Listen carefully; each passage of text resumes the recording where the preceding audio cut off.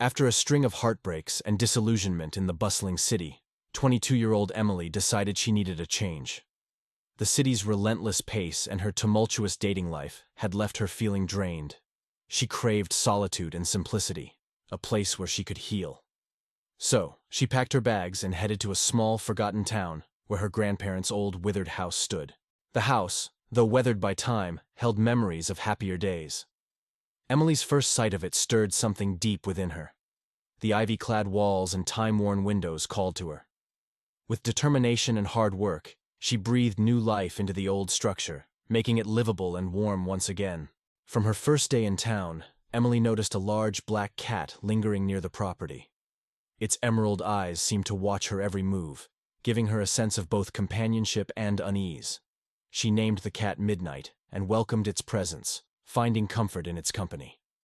As the days turned into weeks, Emily settled into her new routine. She worked from home, enjoying the quiet and the simplicity of her surroundings.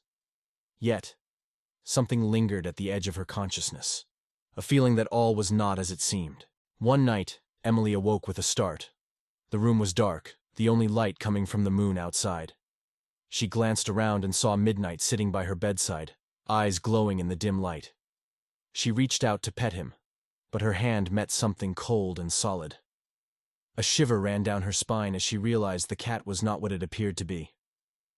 A shadowy figure loomed where Midnight had been, its grip cold and unyielding on her wrist.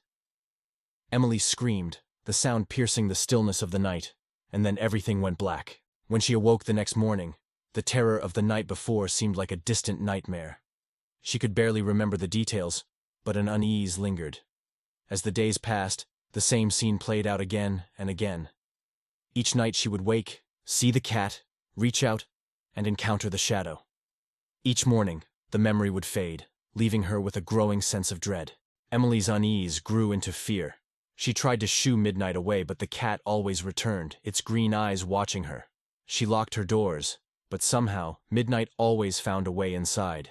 The feeling of being watched became unbearable. Desperate for help, Emily turned to the local church.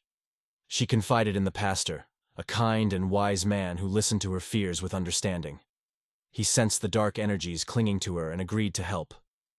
Together, they returned to her house, armed with holy water and prayers. Midnight was nowhere to be found, but the pastor's expression grew serious as he moved through the house. "This place holds a great evil," he said gravely. "You cannot stay here." That night, Emily found refuge in the church. Yet, even there, she could hear Midnight's eerie cries echoing through the halls. Fear gripped her heart, and she refused to leave the safety of the church. The pastor reached out to other churches, and together they performed a cleansing ritual on the house. The process was intense, the air thick with a malevolent presence that resisted their prayers. When the ritual finally ended, the pastor warned Emily, "The house may be cleansed, but it is not safe. You must not return there alone." Heeding his advice, Emily left the old town.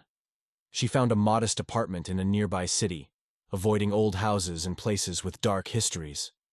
The black cat never appeared again, but sometimes, in the dead of night, she would feel a chilling presence, a dark reminder of the shadow that had haunted her.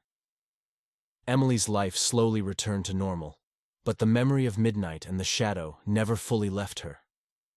It lingered like a whisper in the back of her mind, a dark reminder of the dangers that lurk just beyond the edge of understanding.